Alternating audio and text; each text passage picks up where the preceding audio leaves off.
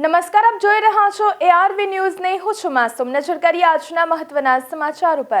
બોટાદ જિલ્લાના ગઢડા તાલુકાના ઢસા પાસે ગઢડા અમદાવાદ રોડ પર ટ્રક અને સ્વિફ્ટ કાર વચ્ચે એક અત્યંત ગમખ્વાર અકસ્માત સર્જાયો।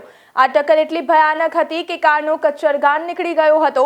આ દુર્ઘટનામાં કારમાં સવાર 3 લોકો પૈકી 2 યુવકોના ઘટના સ્થળ પર જ કમકમાટી ભર્યા મોત નીપજ્યા હતા, જ્યારે એક યુવક ગંભીર રીતે ઇજાગ્રસ્ત થયો હતો।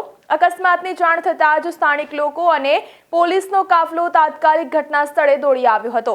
પોલીસે બંને મૃતદેહનો કબજો મેળવી તેમને પોસ્ટમોર્ટમ માટે ઢસાની સરકારી હોસ્પિટલમાં મોકલી આપ્યા હતા, જ્યારે ગંભીર રીતે ઘાયલ યુવકને વધુ સારવાર માટે હોસ્પિટલ ખાતે ખસેડવામાં આવ્યો હતો।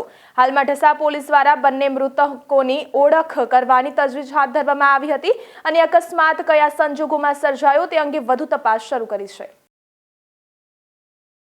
સુરતની પૂણા પોલીસે બાતમીના આધારે કાર્યવાહી કરી બુધારામ બિશ્નોઈ અને દિનેશ કુમાર મુન્દ્રા નામના 2 આરોપીઓની ધરપકડ કરી છે। પોલીસે આરોપીઓ પાસેથી રૂપિયા 2 લાખથી વધુની કિંમતનો 0.411 કિલોગ્રામ અફીણ અને 1.608 કિલોગ્રામ પોષડોડાનો જથ્થો જપ્ત કર્યો છે। આ નશીલો પદાર્થ તેઓ ક્યાંથી લાવ્યા હતા અને કોને સપ્લાય કરવાના હતા તે દિશામાં પોલીસે તપાસ તેજ કરી છે।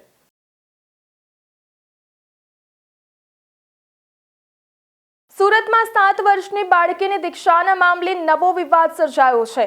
માતાના વકીલ કેતન રેશમવાલાએ જણાવ્યું છે કે કોર્ટે દીક્ષા પર કોઈ સ્ટે આપ્યો નથી, પરંતુ માતાએ પોતે જ દીકરી પુખ્ત વયની ન થાય અથવા માતા પિતા બંનેની સંમતિ ન હોય ત્યાં સુધી દીક્ષા નહીં આપવા માટે એફિડેવિટ કરી છે। વકીલે પિતા પર માત્ર પબ્લિસિટી અને માતાને બદનામ કરવાના હેતુથી અરજી કરી હોવાનો આક્ષેપ કર્યો છે। આ કેસની આગામી સુનાવણી 2 જાન્યુઆરીના રોજ હાથ ધરવામાં આવશે।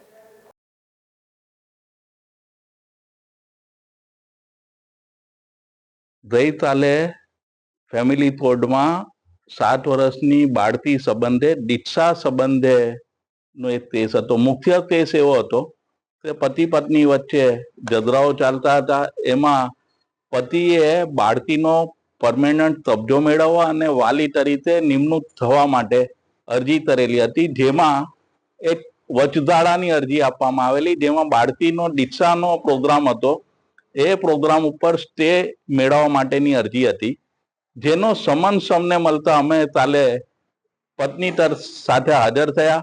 પત્ની તરફે અમે કોર્ટમાં એવી રજૂઆત કરી એફિડેવિટ ઉપર સવારના 11:15 વાગે કે અમે આવી કોઈ દીક્ષાનો કાર્યક્રમ હવે યોજના નથી। જે દીક્ષાનો કાર્યક્રમ ફેબ્રુઆરી મહિનામાં યોજેલ છે એ અમે મોકૂફ કરી દીધેલો છે, એટલે હવે બાળકીનો દીક્ષાને લગત કોઈ પ્રોબ્લેમ રહેતો નથી। એટલે જે અરજી કરવામાં આવેલી હતી એ અરજીમાં જે દાદ હતી એ દાદ પૂરી થઈ જતી હતી।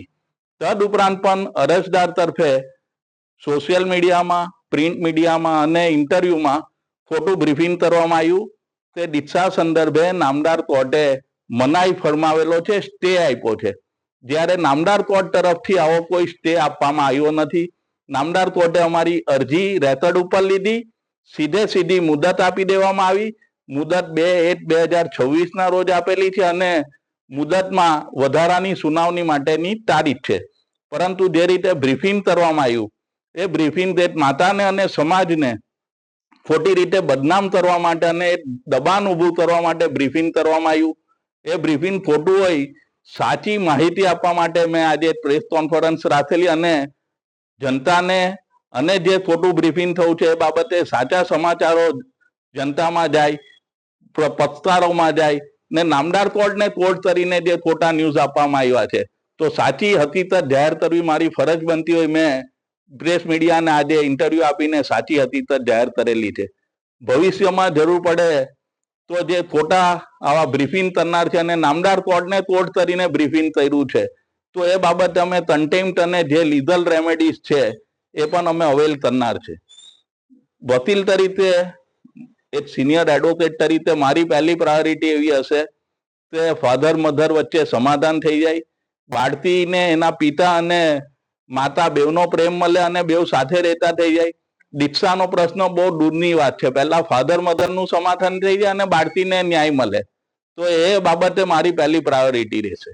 સુરતના ઈચ્છાપુર વિસ્તારમાં ગત 16મી ડિસેમ્બરે ગર્ભવતી મહિલા નીલુબેન ઘરે એકલા હતા ત્યારે પડોશમાં રહેતા જતીન ચૌધરીએ તેમની આંખોમાં મરચાની ભૂકી નાખી।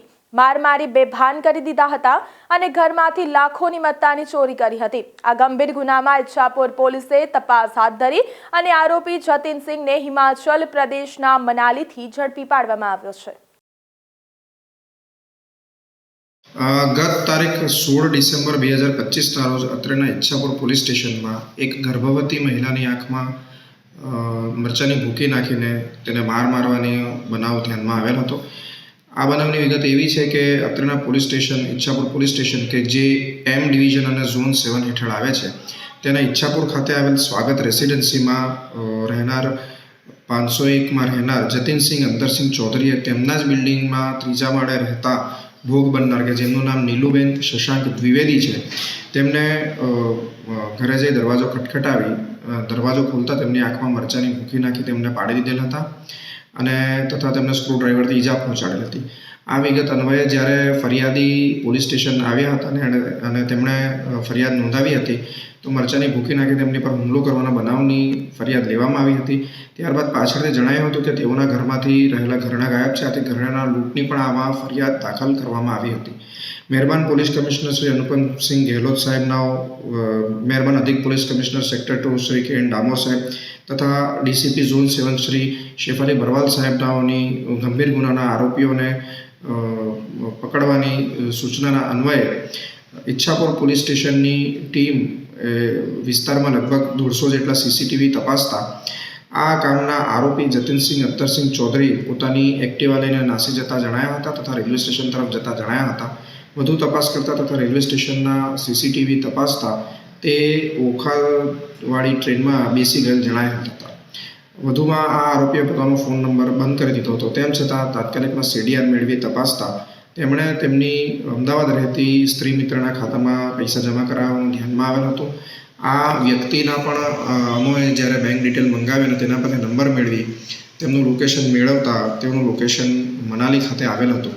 આથી ઈચ્છાપુર પોલીસ સ્ટેશનની સર્વેલન્સ સ્ટાફની એક ટીમ મનાલી ખાતે રવાના થઈ હતી અને ત્યાં રાહદારી તરીકે તેમજ પર્યટક તરીકેનો વેશ ધારણ કરી વિસ્તારમાં રેકી કરી સતત લોકેશનો મેળવીને ઉપરોક્ત આરોપીને ઝડપી પાડવામાં આવેલ હતો।